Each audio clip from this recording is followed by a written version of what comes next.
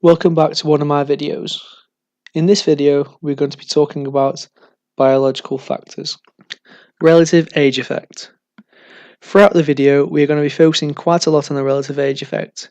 We will talk about some pros and cons, what it is, and then some examples.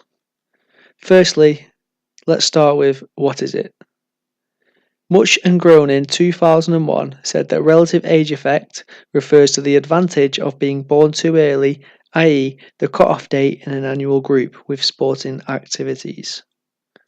This refers to players at certain ages maturating earlier than their teammates, therefore standing out. However, as coaches, we must not fall into the trap and say these kids are talented straight away. As Watty et al. 2015 said, it would seem that the player born earlier in the year is more talented, but is likely to be at an advanced level of growth and maturation due to a chronological age. Now we're going to talk about some pros and cons. Firstly, the pros. Many people believe that there aren't many pros to the relative age effect. However, I believe that you can't coach players to be quicker and more powerful, but you can train technique.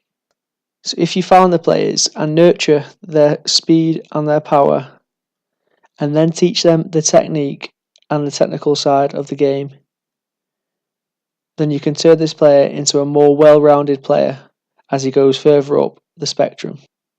I also believe it gives both the player and his teammates challenges in the sense that they have to adapt to the player's power and speed. Now we're going to talk about some cons.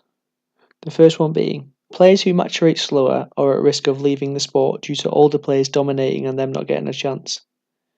This happens quite often, and we miss out on a lot of talent. When other players catch up, the players who have maturated will be at risk of declining, as what they usually did does not work anymore. This is the classic case of being quicker than powerful than everyone else. When everyone reaches your size, you can't just use your strength and your speed to get past everyone. This means your success as a player will start to decline. Finally, it may begin to slow the progress of the players who haven't begun maturating yet. This is because the players who have maturated are much stronger and quicker. Therefore, the players who haven't struggle to do the simple things, such as take players on in football, for example. Players who potentially could have talent are overlooked due to their biological disadvantages. Take this man, for example, Lionel Messi. Messi had a growth hormone deficiency growing up. Imagine if the coaches didn't give him time, what we'd have missed out on. Are we potentially losing out on the next Messi by not giving these biological disadvantaged players a chance? A good quote from Cobley et al. 2008 said, "An athlete's age relative to her peers, i.e. relative age, has emerged as a consistent and pervasive secondary factor affecting an athlete's likelihood of attaining the highest level of skill." I think summing it up as a secondary factor is a perfect way to describe it.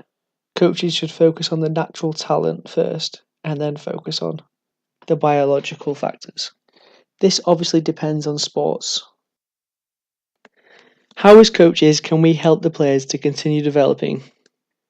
There are many factors we can use in our coaching styles to keep these players involved and loving the sport. Firstly, biobanding.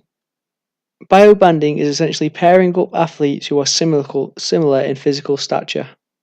You can also move players up and down age groups for short periods of time, depending on their biological factors. You can adapt your sessions as a coach to make sure everybody is involved and engaged. You have to make sure to support all the players so that none of them feel left out and therefore leave the sport. And finally, the biggest one, be patient. Just before we round off, I just want to put in a quick example of the Kenyan runners. Kenyans are known as successful runners in and around the Olympics.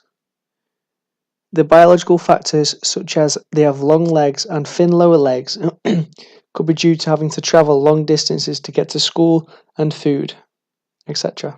81% of 404 Kenyan runners said they had to run or walk long distances to get to primary school.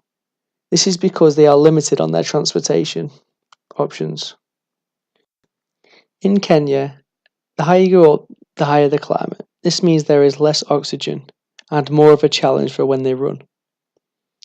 Athletes from all around the world go to train in Kenya for this reason.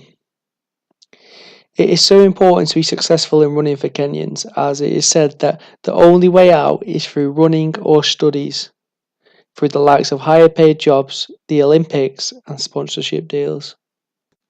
Thank you for watching another one of my videos.